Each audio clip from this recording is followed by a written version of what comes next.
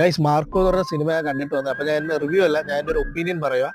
ഇതിപ്പോൾ മലയാളത്തിൽ ഇന്നേ വരെ ഇറങ്ങിയതിൽ ഏറ്റവും വയലൻ്റ് ആയിട്ടുള്ള ഒരു സിനിമയാണ്. ഈ സിനിമയിൽ എല്ലാ കാര്യങ്ങളും നല്ല പച്ചയ്ക്ക് കാണിക്കുന്നുണ്ട്. പിന്നെ സെൻസർ ചെയ്ത ഒരു 8 മിനിറ്റ് കട്ട് ചെയ്തതിന് അവർ റീപ്ലേസ് ചെയ്തിട്ടുണ്ട്.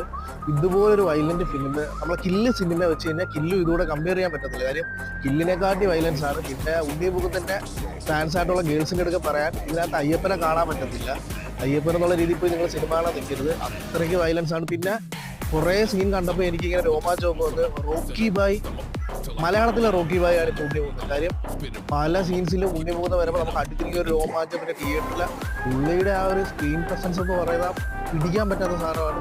എനിക്ക് തോന്നുന്നു അടുത്തൊരു സൂപ്പർ സ്റ്റാർ ലെവലിലേക്ക് പുള്ളി വരും. കാര്യം പുള്ളിയുടെ ഇതൊരു 100 കോടി സിനിമയായിരിക്കും തുറന്നാൽ ഈ സിനിമ കണ്ടിറങ്ങിയ ആരും ഈ സിനിമയ്ക്ക് നെഗറ്റീവ് പറയുന്നില്ല.